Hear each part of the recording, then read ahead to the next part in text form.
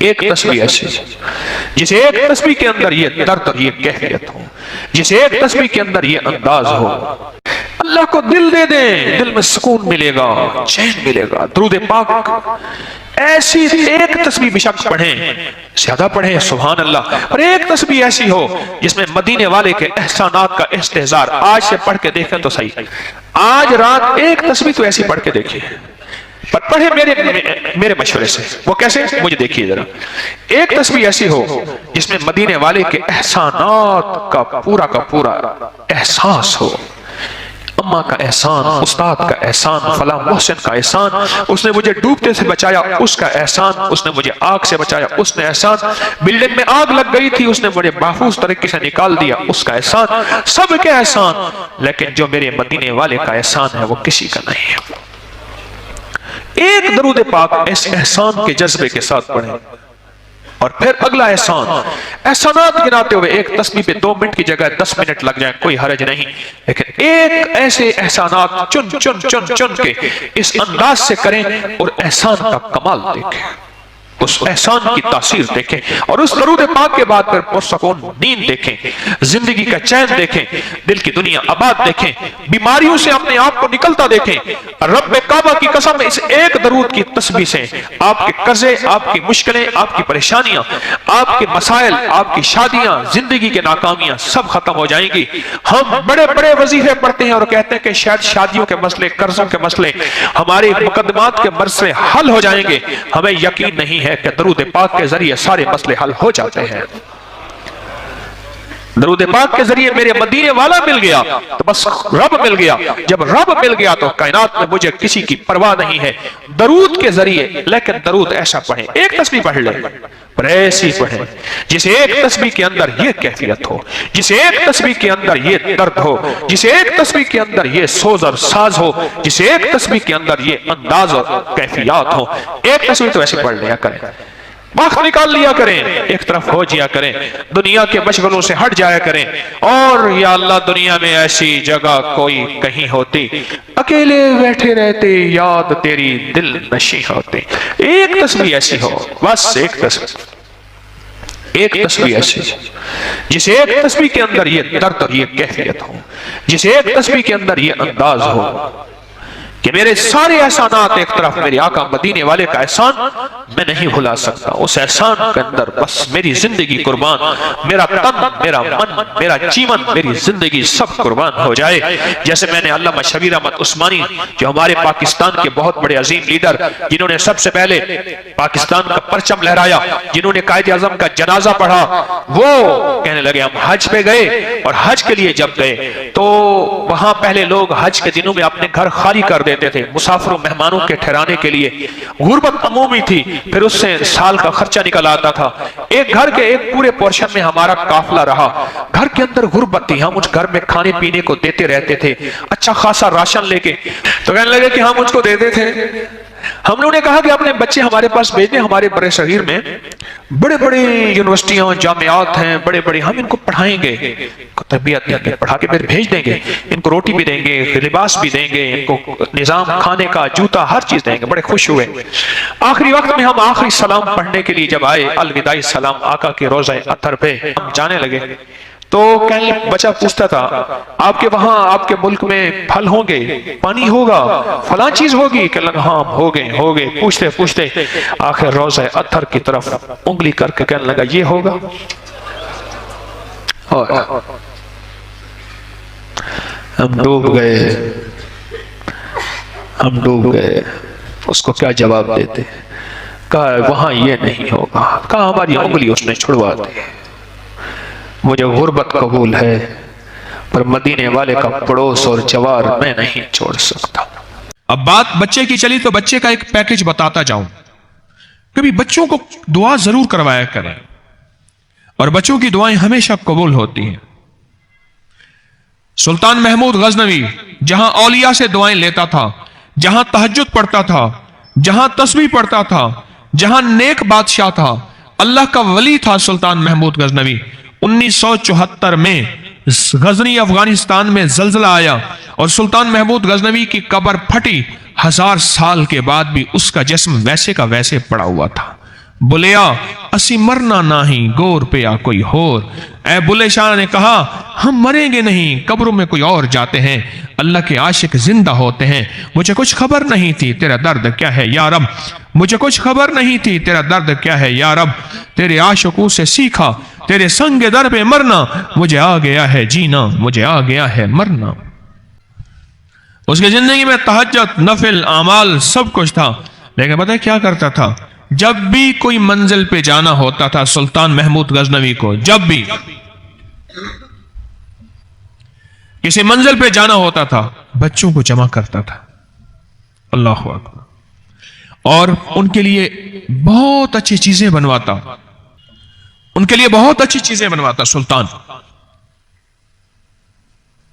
ग़िज़ा, खाने, चीजें, और चीजें बनवा के फिर उनको बिठाता और कहता देखो मैं दुआ करूंगा तुम आमीन कहना।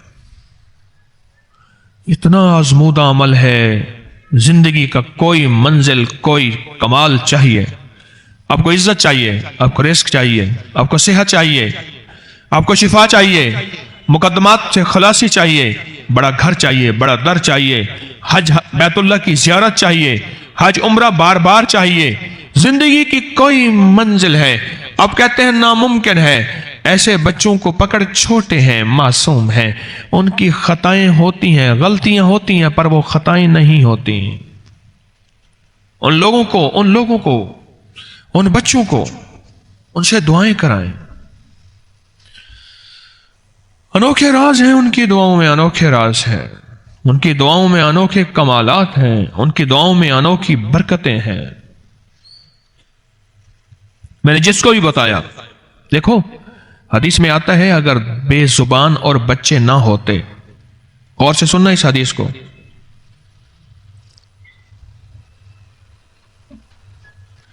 अगर बेजुबान और बच्चे ना होते तो अल्लाह बंदों के गुनाहों, इतने गुनाह कि अल्लाह एक कतरा बारिश का ना बरसाता, सब्जा ना होता, चीजें ना होती, अगर बेजुबान और बच्चे ना होते।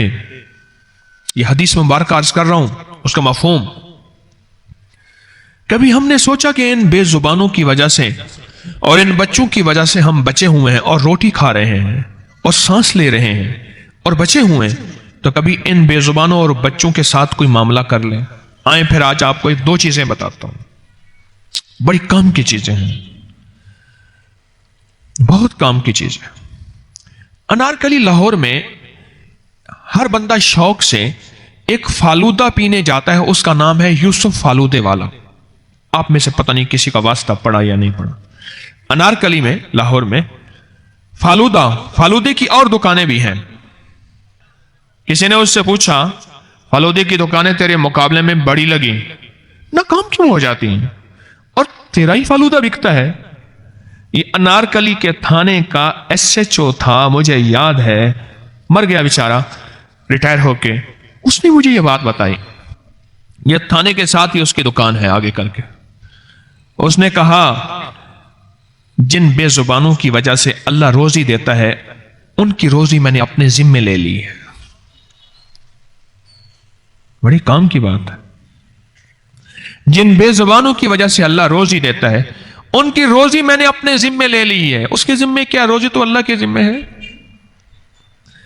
कहा मैं दो काम करता हूं। एक तो छोटे बच्चों को खिलाता हूं, उनसे दुआ कराता हूं, उनसे दुआ कराता हूं, और एक कब्रिस्तान के कीड़े, चिड़ियां, कव्वे, परिंदे, इनकी ग़िज़ाओं का एहतमाम करता हूं। एक बच्चों से दुआ कराता हूं, करा के देखो बच्चों से दुआ। गरीबों के बच्चे वैसे ही बहुत सारे होते हैं। मेरे पास एक गधा रेडी वाला आया, कहने लगा ये नहीं। मैं कहा बच्चे कितने हैं? कह रहे आपकी दुआओं से गालिबन 8 या 9 बच्चे उसने बताए। मैंने कहा 8-9 इसमें आजम तेरे पास है, तू कहते मेरे पास कुछ भी नहीं है। तेरे पास इतना कुछ है, तू कहते हैं कुछ भी नहीं है। कह रहे क्या करूं? मैंने कहा दुआ मंगवाना आती है? कह रहे नहीं, मैं तो मौलवी साहब को बुलाता हूं, वो खत्म दे जाते हैं, दुआ कर देते हैं। मैंने कहा अल्लाह का बंदा, वही हलवा खुद खा जाया कर, वो रोटी खुद खाओ। कहने लगे मैं तो अनपढ़ हूं। मैं कहा गुर मैं बताता हूं, تو بچوں کو سامنے بٹھا، میٹھی چیز پکواتا ہے پکوا، لیکن پہلے نہ کھلانا، بچے بھاگ جائیں گے، تیرے ہاتھ نہیں آئیں گے، اور سامنے رکھ، اور پھر جو اللہ سے مانگنا ہے، دولت، دنیا، چیزیں، نعمتیں، رزق، آخرت مانگ، اور بچوں کو کہے آمین کہے، اور وہ کبھی ادھر چھیڑیں گے کبھی ادھر چھیڑیں گے۔ اللہ والے ان معصوموں کا عالم یہ ہے کہ ان کی غفلت کی آمین بھی اللہ کے ہاں قبول ہے، غفلت کی آمین بھی قبول ہے، غفلت کی آمین۔ اور بچوں کو تو کہے آمین کہے، اور وہ آمین کہتے رہیں، تو دعا کرتا رہے، اس کے بعد انہیں کھلا دے۔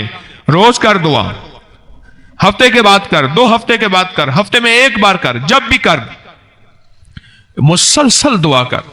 ایک گھر میں جو روٹیاں بچیں، 1-2 روٹیاں زائد پکا لے، ان کے ٹکڑے کر کے چڑیوں کو ڈال، پانی رکھ، کوئی باجرہ، کوئی جوار، کوئی مکئی، کوئی چاول، کوئی گندم، یہ بھی مکس کر کے رکھ، اور پرندے کھائیں۔ اور جب پرندے کھائیں گے پھر تو اللہ کی مدد کو دیکھ، پھر تو رزق دیکھ، تو وسعت دیکھ۔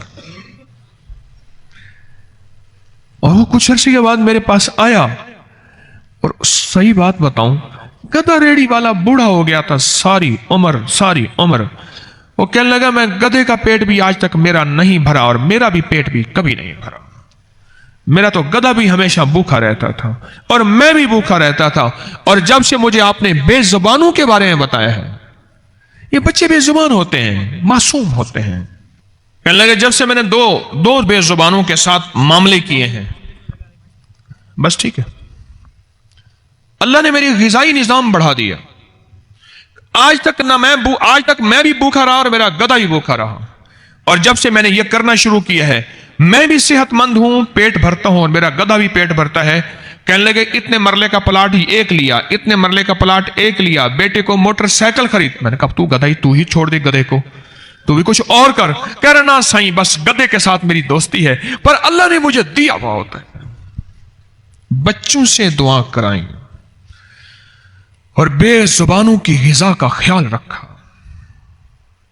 اور حدیث میں آتا ہے اگر بچے نہ ہوتے اور بے زبان نہ ہوتے، اللہ پاک بندوں کو، زمین والوں کو ایک قطرہ بارش کا نہ دیتا، ایک گندم دانہ اور ایک غذا کا ذرہ نہ دیتا، جتنے ہمارے گناہوں کی وجہ سے زمین کالی ہو گئی ہے۔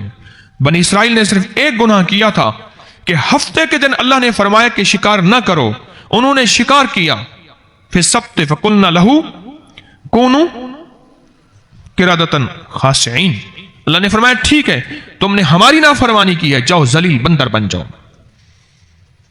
بندر بن جاؤ۔ ہم نے کتنی نافرمانیاں کی، مدینے والی کی، کملی والی کی دعاؤں کی برکت ہے کہ اللہ نے ہماری شکلوں کو مسخ نہیں کیا۔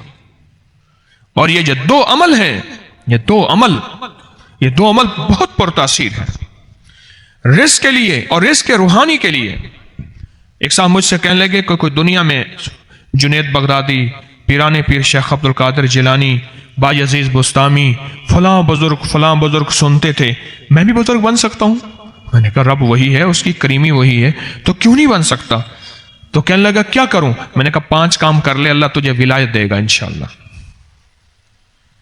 اور آج وہ جوان ولی ہے، میں اکثر اس کو فون کر کے دعاؤں کا کہتا ہوں میرے لیے دعا کر دینا۔ جوان ہے، کوئی 28-29 سال کا، اور وقت کا ولی ہے، اس کی نظروں میں ولایت، اس کے جذبوں میں ولایت، اس کے تنہائیوں میں ولایت، اس کے سوچوں میں ولایت، اس کے قدموں میں ولایت ہے، اس کے کاروبار رزق میں طہارت ہے اور ولایت ہے اور رحمت ہے۔ میں نے اس کو 5 کام بتائے تھے۔ ایک تو میں نے کہا تھا ہر وقت باوضو رہنا، اور دوسرا میں نے کہا تھا رزق حلال کی آخری کوشش کرنا، اور تیسرا میں نے کہا تھا بچوں سے دعا کرانا، اے اللہ اپنے غیب کے خزانے سے ولایت کے میرے لیے رستے ہموار کر۔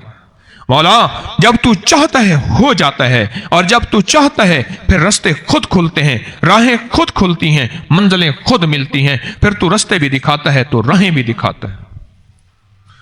2 بندوں کے ساتھ دوستی لگائیں تو صرف بچوں کے ساتھ۔ آج سے پہلے بچے درد سر تھے، مجھے ایک صاحب کہنے لگے ہمارے گھر میں جوائنٹ فیملی ہے، بہت سارے بچے ہیں، درد سر ہوتے تھے۔ اب میں کہتا ہوں یہ بچے نہیں تو اسم اعظم ہے، یہ تو ولی ہیں، میری دعائیں قبول کرائیں گے۔